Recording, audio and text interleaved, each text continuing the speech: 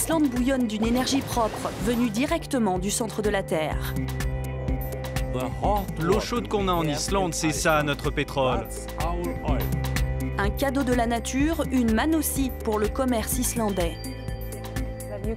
On peut faire pousser tout ce qu'on veut avec la géothermie dans les serres. Plus d'énergie disponible que de besoin et donc un produit et un savoir-faire à vendre au monde entier. L'Islande est l'endroit où il faut être pour étudier l'énergie géothermique. Nous sommes à 500 km du cercle polaire. On attend les premières neiges de la saison. En contrebas du volcan, Hveragerði, petite ville isolée où le thermomètre dépasse à peine 0 degré. Ici pourtant, on trouve un microclimat inattendu, couvé par Gouri, biologiste. Bonjour, je suis Marina. Bonjour, je m'appelle Gouri. Alors qu'est-ce que vous faites ici ? C'est une serre tropicale. Ici, on essaie de maintenir une température autour de 25 degrés toute l'année. On fait cultiver toutes sortes de plantes tropicales. Alors qu'est-ce qu'on trouve plus précisément dans cette serre ? On trouve des bananes. On a pas mal de plantes de bananes ici, mais on a aussi du café, des oranges. Elles sont très acides, je ne vous conseille pas de les goûter. On a aussi des figues et beaucoup d'autres variétés de plantes tropicales. Alors comment est-ce que c'est possible, alors qu'il fait extrêmement froid dehors, de faire pousser des plantes comme ça ici ? En fait, on a beaucoup de chance. Dans cette région, on a beaucoup d'énergie géothermique. On creuse des trous dans le sol et de la vapeur très chaude remonte dans ces tuyaux dans la serre. Ça veut dire qu'ici, on peut pratiquement faire pousser ce qu'on veut. Et du coup, l'Islande voit grand. À côté de ces expériences tropicales, il y a un vrai marché. Tomates, concombres et poivrons sont cultivés ici en masse. Il existe 70 hectares de serres comme celle-là en Islande. 1500 personnes y travaillent. On produit 70 à 75% des tomates consommées en Islande chaque année. On produit aussi environ 95% des concombres et 15% des poivrons. Mais ce chiffre augmente et je pense que tout cela a beaucoup d'avenir. Tout cela grâce à l'énergie de la Terre. Le pays est à cheval sur une ligne qui sépare deux plaques tectoniques. Elle s'éloigne de 2 cm par an. Un mouvement qui libère de la chaleur provenant du manteau terrestre. En Islande, le sol respire. C'est la manifestation la plus visuelle de cette exception géologique. Un geyser, de l'eau bouillante projetée toutes les 6 minutes à plus de 30 mètres d'altitude. Et aujourd'hui, la nation islandaise tire profit de cette puissance de la nature. La force du volcan est transformée ici en électricité. Nous sommes dans une des plus grosses centrales du pays. La géothermie, une richesse colossale, devenue objet de curiosité et fierté nationale. Je dis toujours, l'eau chaude qu'on a en Islande, c'est ça notre pétrole. Mais c'est moins cher et tellement propre qu'on peut le boire. Un quart de l'électricité consommée en Islande vient de la géothermie, du 100% renouvelable devenu l'énergie principale du pays.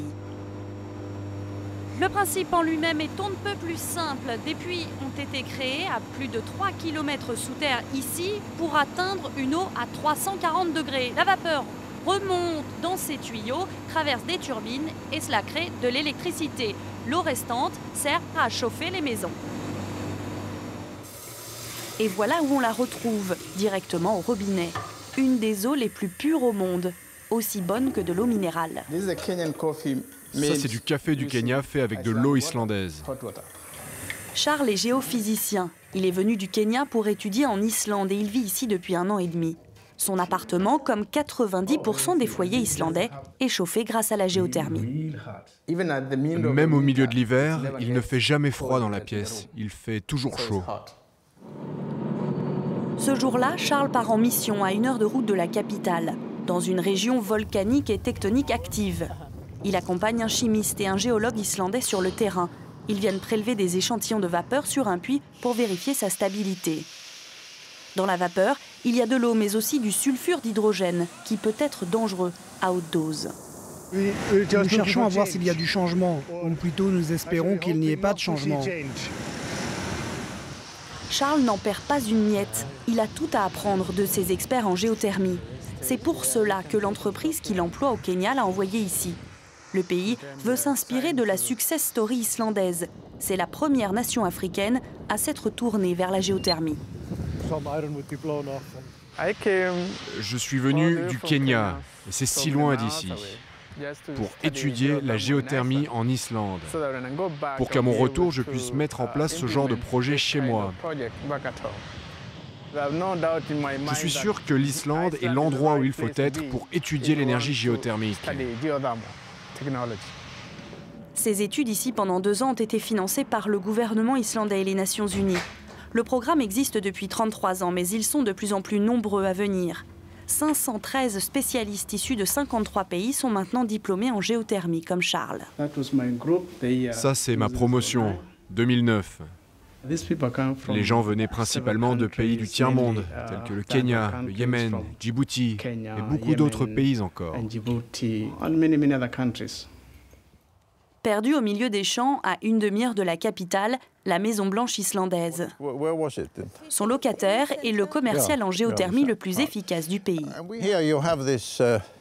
Ici, vous apercevez la ville au fond et toutes ces maisons chauffées grâce à la géothermie. Et parce qu'il n'y a pas de fumée, pas de pollution, vous avez cette visibilité extraordinaire, 50 à 60 km, et cela parce que l'air est pur, totalement pur.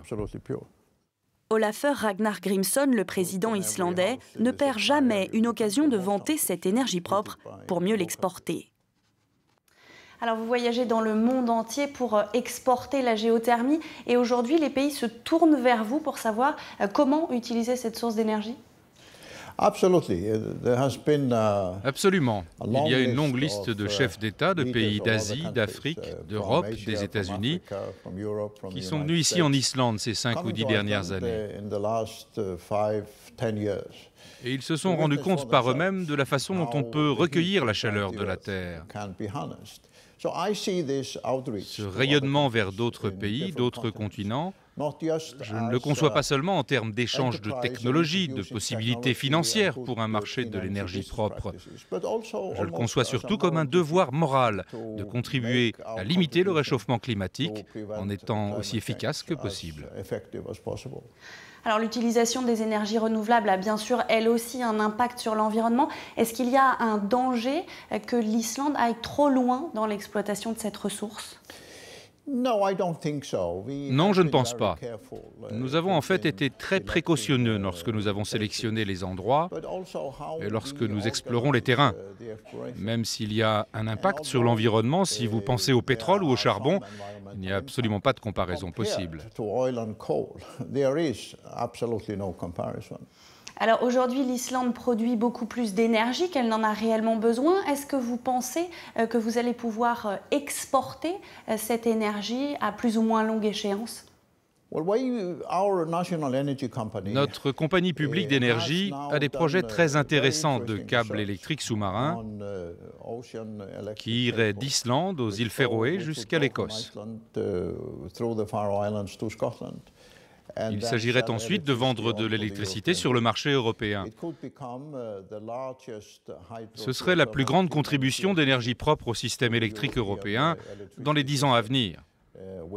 Et s'il est possible de créer un câble entre l'Islande et l'Écosse, et de là jusqu'au continent, cela sera très intéressant pour aider l'Europe à devenir plus propre, tout en créant de bonnes possibilités commerciales pour nous.